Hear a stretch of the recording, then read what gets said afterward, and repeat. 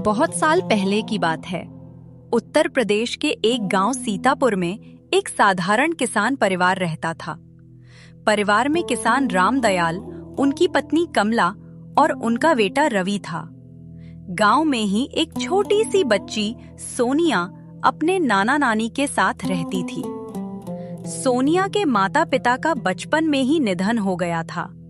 नाना नानी ने उसे बहुत प्यार से पाला, लेकिन उम्र दराज होने के कारण अब उसकी देखभाल मुश्किल हो रही थी। एक दिन नानी ने रामदयाल से कहा, भाई साहब, हम अब बूढ़े हो गए हैं। हमारी पोती सोनिया अकेली पड़ जाएगी। आप उसे अपने घर रख लीजिए, वरना वो अनाथ हो जाएगी। अरे बहन, ये तो बहुत अच्छा काम होगा। सोनिया हमारी बेटी जैसी रहेगी। रामदयाल तो मान गए, लेकिन उनकी पत्नी कमला को ये बिल्कुल अच्छा नहीं लगा। सोनिया अब रामदयाल और कमला के घर आ गई। पहले ही घर का खर्च चलाना मुश्किल है, ऊपर से ये अनाथ बच्ची का बोझ। रवि उसे देखकर खुश हुआ। अब मुझे खेलने के लिए बहन मिल गई। सोनिया मुस्कुराई और बोली, सच, मैं भी अब अकेली नहीं रहूंगी। लेकिन कमला अक्सर ताने देती। खाने पीने का ठिकाना, न कपड़े ठीक, और ऊपर से हमारे सिर पर चढ़ा दिया गया है। रामदयाल सोनिया से बहुत प्यार करते थे।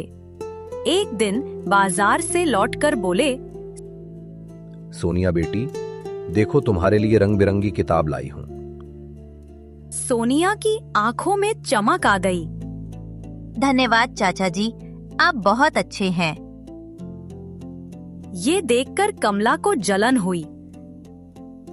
आपको तो बस यही पराई बच्ची नजर आती है, अपने बेटे की फिक्र नहीं।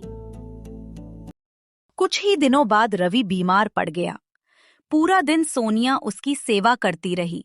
दवा देना, खाना खिलाना, रात भर जागकर देखभाल करना। कमला ने यह सब देखा और उसकी आंखों में आंसू आ गए। मैं तो इसे बोझ समझती थी, लेकिन ये तो मेरी अपनी बेटी से भी ज्यादा हमारी फिक्र करती है। वो सोनिया के पास आई और बोली, बेटी, मुझे माफ कर दे। मैंने तुझे हमेशा अनाथ और बोझ समझा, पर तू तो हमारी असली बेटी निकली। सोनिया ने चाची का हाथ पकड़कर कहा, आप मेरी माँ जैसी हैं। माँ कभी माफी नहीं मांगती। चाची, आप उदास मत होना, मैं हमेशा आपकी बेटी रहूंगी।